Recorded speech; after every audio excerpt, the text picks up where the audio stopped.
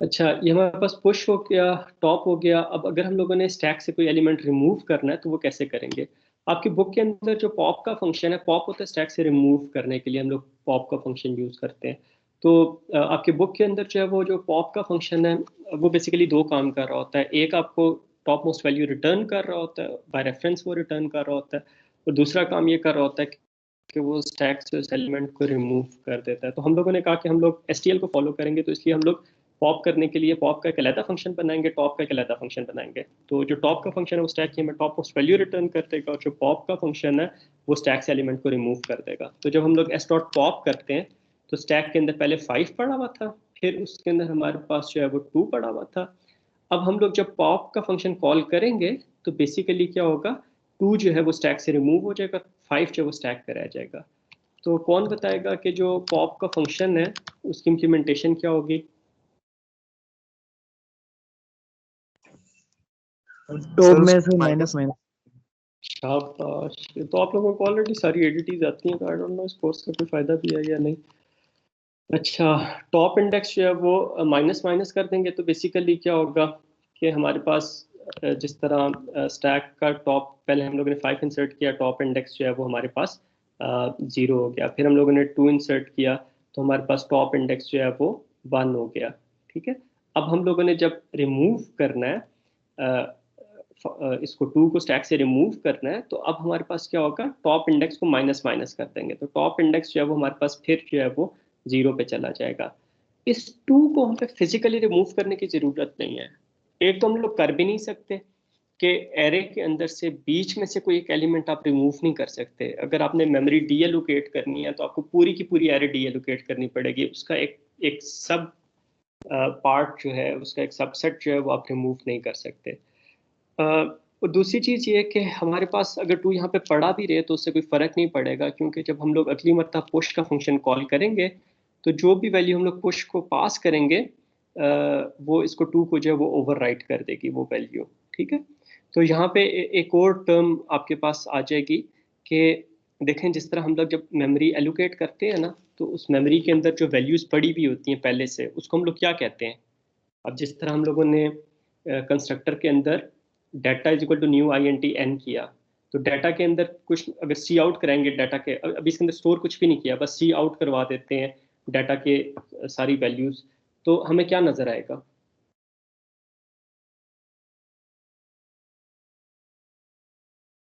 मतलब कंस्ट्रक्टर के अंदर अगर हम लोग यहाँ पे लिखें for I is equal to 0 to I less than N, cout data आए, तो हमें क्या नजर आएगा?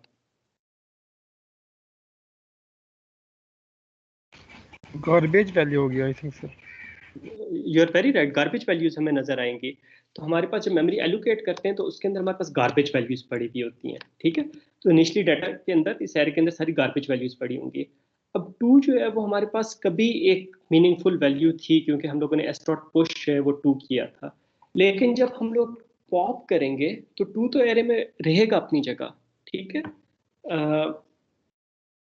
तो टू जो है लेकिन हमारे लिए जो है वो यूजलेस हो जाएगा। ठीक है। जब हम लोग पॉप कर देंगे तो टू हमारे लिए यूजलेस हो जाएगा। तो ऐसी वैल्यूज जो कभी काम की रही हों लेकिन बाद में वो यूजलेस हो जाए, उसको कहते हैं लॉजिकल गार्बेज।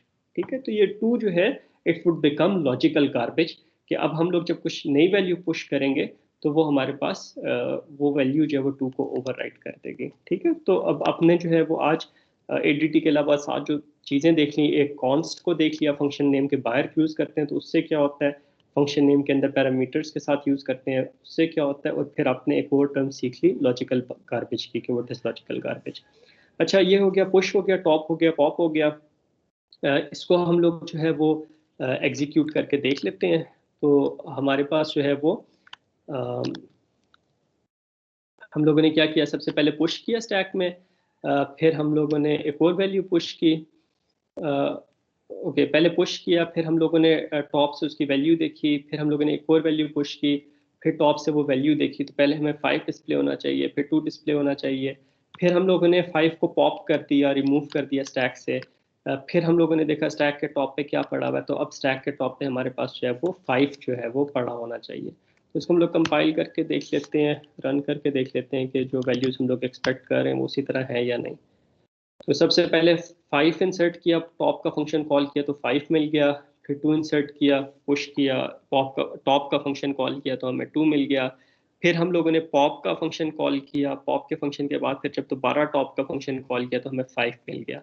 अब दोबारा अगर हम लोग पॉप का फंक्शन कॉल करते हैं तो फिर हमारे पास स्टैक जो है वो एम्प्टी हो जाएगा। ठीक है, तो स्टैक एम्प्टी जो होता है उसके लिए भी हम लोग जो है वो एक फंक्शन लिख लेते हैं, एक बुलियन फंक्शन होगा एम्प्टी का।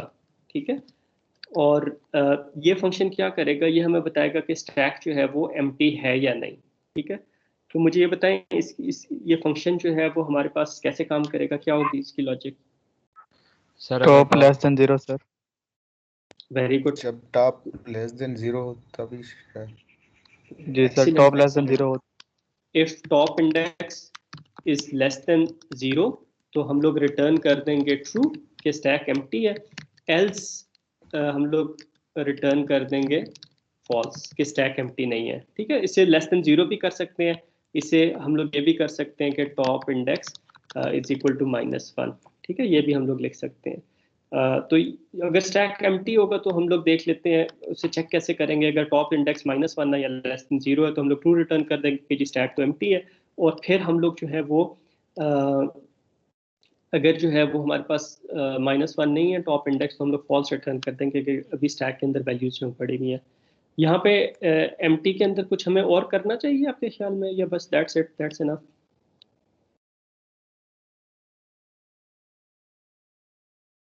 सर इसको कांस्टेंट फंक्शन बना दो। शाबाश, वेरी गुड। इसको हम लोग कांस्टेंट क्यों बना देंगे? सर ताकि एक्सीडेंटली कोई वैल्यू ना चेंज। हाँ, ताकि हम लोग इसके अंदर जो है वो कोई वैल्यू एक्सीडेंटली चेंज ना करते हैं। शाबाश। अच्छा, ये दो स्टेटमेंट्स की जगह आप इस तरह भी लिख सकते हैं। मैं अभी तो खैर ये दो ही लिख रहा हूँ जो आप लोगों ने लिख पाई हैं, लेकिन हम लोग ये भी लिख सकते हैं return top index is less than 0 या top index is equal to -1। ठीक है, आप ये भी लिख सकते हैं। सिर्फ इन इन 4 लाइनों की जगह आप ये एक लाइन भी लिख सकते हैं, return top index is equal to -1। इससे हमारे पास क्या होगा कि ये वाली एक्सप्रेशन जो है वो एवेल्युएट होगी। अगर ये ट्रू होगी ये एक्सप्रेशन तो हमें जो है वो हम ट्रू रिटर्न कर देंगे, और अगर ये एक्सप्रेशन फॉल्स होगी तो हम लोग जो है वो फॉल्स रिटर्न कर देंगे। तो either we would write these 4 lines और we would write this 1 line. ज़्यादा या कम लाइनों से कोई फ़र्क नहीं पड़ता। Ultimately it would not make much difference, but the most important thing is that you understand the things, right? If this code with if and else is more clear to you, you should use this code. If you are comfortable with just simple expression कि आपके पास top is equal to -1, अगर true हो तो आप true return करते हैं, अगर ये false हो तो false return करते हैं, तो just write this statement. So it's up to you कि आप इसको जो है वो किस तरीके से implement करते हैं। अच्छा, एम्प्टी का फंक्शन जो है वो हमारे इज पास हो गया एम्प्टी भी इसमें सर इज एम्प्टी भी है ना सर फंक्शन, वो भी यूज कर सकते हैं। इज एम्प्टी आपकी बुक के अंदर दिया हुआ है, लेकिन हम लोग उसको एम्प्टी के नाम से हम लोग उसको यूज कर रहे हैं। ठीक है, empty and is empty is the same thing. आपकी बुक के अंदर ये जो फंक्शन है इसका नाम इज एम्प्टी है। ठीक है, लेकिन मैंने ये कहा कि हम लोग Okay, STL के साथ अपने कोड को अलाइन करेंगे तो हम लोग वो टर्मिनोलॉजी यूज वो नेम्स यूज करेंगे जो STL के अंदर। तो STL में इसका नाम जो है वो एम्प्टी है। कुछ फंक्शंस हैं जो आपकी बुक के अंदर दिए हुए लेकिन STL में नहीं है, तो उन फंक्शंस को हम लोग इम्प्लीमेंट कर लेंगे। जिस तरह अगर हम लोगों ने स्टैक को खुद से एम्प्टी करना हो, ठीक है, तो हम लोग क्या करते हैं, मेक एम्प्टी का एक फंक्शन बना लेते हैं। मेक एम्प्टी का फंक्शन क्या करेगा, स्टैक को एम्प्टी कर देगा। तो इसका कोड कैसे लिखेंगे हम लोग? Top is equal to 0। देखो, टॉप इज इक्वल टू 0 का मतलब ये होता है कि -1 स्टैक के अंदर एक एलिमेंट पड़ा हुआ है। -1 है। शाबाश, top top index is -1 equal कर टू देंगे। -1। तो इससे हमारे पास वो जो स्टैक है वो हमारे पास एम्प्टी हो जाएगा। तो व्हेन वी से टॉप इज इक्वल टू -1 तो हमारे पास स्टैक जो है वो एम्प्टी हो जाएगा। अगर स्टैक के अंदर हमारे पास 5 वैल्यूज पड़ी हुई हैं और हम लोग मेक एम्प्टी का फंक्शन कॉल करते हैं तो वो 5 वैल्यूज क्या बन जाएंगी? Logical garbage sir. वो लॉजिकल गार्बेज बन जाएगा। अब हम लोग नई वैल्यूज पुश करेंगे तो वो जो लॉजिकल गार्बेज है वो ओवरराइट हो जाएगा। अच्छा, मेक एम्प्टी हो गया। ADT के अंदर फुल का फंक्शन नहीं है क्योंकि ADT जो है वो डायनेमिकली मेमोरी एलोकेट करती है। इसके लिए जब आप डायनेमिकली मेमोरी एलोकेट कर रहे होते हैं, उसमें हम लोग आएंगे बाद में, तो फिर हमें यूजुअली आपकी मेमोरी कभी भी फुल नहीं होती फॉर एडीटी लाइक स्टैक ना। तो लेकिन स्टिल अगर हम लोग ये देखना चाहते हैं कि हमारे पास स्टैक जो है वो फुल है या नहीं, स्टैक फुल कब होगा, हमने 5 इंसर्ट करवाया, 2 इंसर्ट करवाया, 7 9 3 6 4, ये वैल्यूज हम लोगों ने पुश कराई। तो ये 7 वैल्यूज जब पुश करा दी, तो अब हम लोगों के पास और वैल्यू पुश करने की जो है वो हमारे पास जगह नहीं है। ठीक है, तो हम लोग जो है वो अब क्या करेंगे कि अब हमारे पास स्टैक फुल हो गया, तो उसके लिए अगर हम लोग एक फंक्शन लिखना चाहें कि हमें वो फंक्शन बता दे कि ये फंक्शन जो है वो बता दे कि स्टैक फुल है या नहीं, तो उसके लिए फुल का फंक्शन लिख लेते हैं। इसकी लॉजिक क्या होगी, स्टैक कब फुल होगा, इसको जहन में रख के करें। सर जब टॉप n-1 के इक्वल होगा। सर शाबाश शाबाश, कोशिश किया करें कि सब लोग जवाब दिया करें ना। तो अगर आपने जो है वो जवाब दे दिया है, तो just wait for a few seconds के कोई और जो है वो भी हो सके जवाब दे सके। तो इसके अंदर वही है, इफ स्टेटमेंट भी लगा सकते हैं, और चलें इफ के साथ कर लेते हैं कि if n is equal to top index -1, तो हम लोग जो है वो रिटर्न ट्रू कर देते हैं, एल्स में जो है वो हम लोग रिटर्न जो है वो फॉल्स कर देते हैं। और इसको अगर वन लाइनर में लिखना चाहें तो ये हो जाएगा return top index is equal to -1। ठीक है, तो ये हम लोग एक स्टेटमेंट के अंदर भी जो है वो हम लोग ये लिख सकते हैं। अच्छा, ब्रैकेट्स लगाने से ना लगाने से कोई फर्क नहीं पड़ेगा, लेकिन जस्ट हम लोग अपनी क्लैरिटी के लिए जो है वो ब्रैकेट्स यूज कर लेते हैं। सॉरी, -1 नहीं होगा,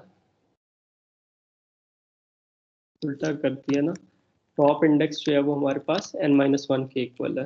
top index equal to n-1, तो फिर हमारे पास जो है वो स्टैक फुल है, अदरवाइज जो है वो हमारे पास स्टैक जो है वो फुल नहीं है। ठीक है, तो अब अगर हम लोगों ने वैल्यूज पुश कराते हैं, पास जो है वो टॉप इंडेक्स जो है वो हमारे पास, हम लोग उस जगह पे पहुंच गए कि हमारे पास अब और वैल्यूज इंसर्ट नहीं हो सकती, तो लास्ट जो हमारे पास वैल्यू स्टोर होगी वो n-1 इंडेक्स पे होगी। अगर टॉप इंडेक्स n-1 पे चला जाता है, तो इसका मतलब है कि अब हम लोग इसके अंदर और वैल्यूज जो है वो स्टोर नहीं करवा सकते। ये हमारे पास हो गया। इसके अंदर कोई चीज़ मिसिंग है, इज फुल फाइन, इसमें कोई और चेंज तो नहीं करनी। सर इसको कॉन्स्ट नहीं करेंगे? शाबाश। तो इस तरह की अगर कोई मैं चीज़ जो है वो मिस कर देता हूँ या मेरे से रह जाती है, मैं भूल जाता हूँ या मेरे जहन में ही नहीं आती, तो आप लोग मुझे ना साथ ही बता दिया करें कि we should make it const, तो मैं सर साथ जो साथ मेरी करेक्शन करा दिया करें। साइज का डेटा मेंबर है n, हम्म। वो भी कांस्टेंट नहीं होना चाहिए? नहीं, वो कांस्टेंट नहीं हो सकता, क्योंकि सर इसके अंदर वैल्यू हम लोग स्टोर करवाएंगे ना। ये हम लोग, या तो अगर हम लोग इसको यहाँ पे const int n is equal to 100 कर देते हैं, तो फिर स्टैक हमारे पास हमेशा 100 साइज का होगा। सर ये मेंबर इनिशियलाइजर लिस्ट से इसकी वैल्यू सेट हो जाएगी ना कांस्टेंट की, जो फर्स्ट टाइम कंस्ट्रक्टर में होगी, फिर हम चेंज तो नहीं कर रहे पूरे प्रोग्राम में। Okay, we can do that as well, लेकिन अभी वो जो चीज़ है वो वो चीज़ ऑनेस्टली अभी मेरे जहन में नहीं है कि हम लोग इस तरीके से भी कॉन्स्ट को जो है वो वैल्यू असाइन कर सकते हैं, तो I have to look into it ना। लेकिन अगर वो है तो फिर वो हम लोग कर लेते हैं, दैट वुड बी गुड। इस तरह की अगर कोई चीज़ है कि हम लोग कांस्टेंट के तौर पर उसे इनिशियलाइज कर लेते हैं, दैट वुड बी गुड, हमें वो यूज़ करनी चाहिए। अच्छा, ये हो गया। और भी फंक्शन हमारे पास रह तो नहीं गया। कंस्ट्रक्टर हो गया हमारे पास, डिस्ट्रक्टर हो गया, मेक एम्प्टी हो गया, इस एम्प्टी को हम लोगों ने एम्प्टी कह दिया है, इस फुल को हम लोगों ने फुल कह दिया, पुश हमारे पास पुश ही है, और पॉप को जो है वो हम लोगों ने दो फंक्शंस में कन्वर्ट कर दिया, टॉप और पॉप को। तो यहाँ तक कोई क्वेश्चन आप लोगों का?